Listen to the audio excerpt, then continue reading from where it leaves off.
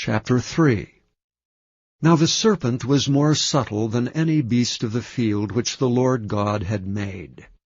And he said unto the woman, Yea, hath God said, Ye shall not eat of every tree of the garden?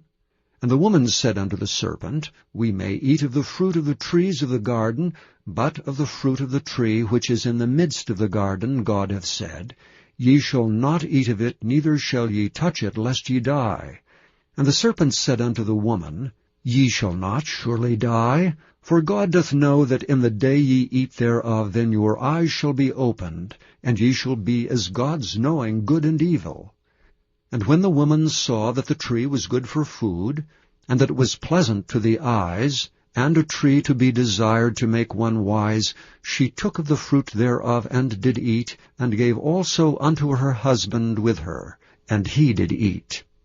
And the eyes of them both were opened, and they knew that they were naked, and they sewed fig leaves together, and made themselves aprons.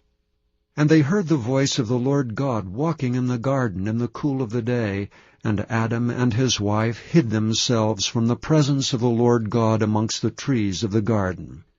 And the Lord God called unto Adam, and said unto him, Where art thou? And he said, I heard thy voice in the garden, and I was afraid, because I was naked, and I hid myself. And he said, Who told thee that thou wast naked? Hast thou eaten of the tree whereof I commanded thee that thou shouldst not eat? And the man said, The woman whom thou gavest to be with me, she gave me of the tree, and I did eat. And the Lord God said unto the woman, What is this that thou hast done? And the woman said, The serpent beguiled me, and I did eat. And the Lord God said unto the serpent, Because thou hast done this, thou art cursed above all cattle, and above every beast of the field. Upon thy belly shalt thou go, and dust shalt thou eat all the days of thy life. And I will put enmity between thee and the woman, and between thy seed and her seed. It shall bruise thy head, and thou shalt bruise his heel.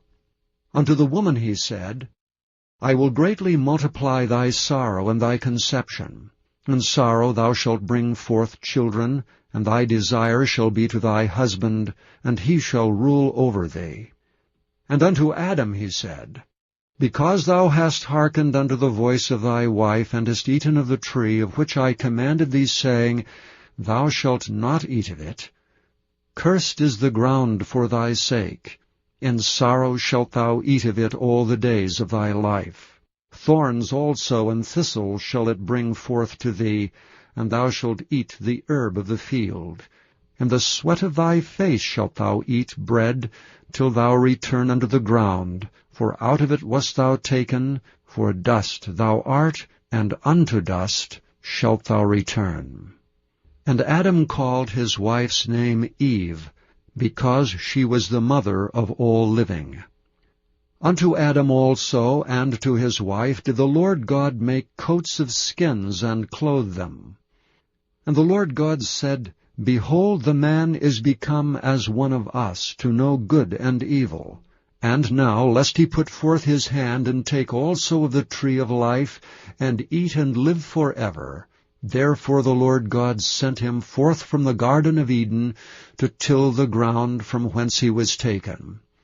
So he drove out the man, and he placed at the east of the Garden of Eden cherubims with a flaming sword, which turned every way, to keep the way of the tree of life.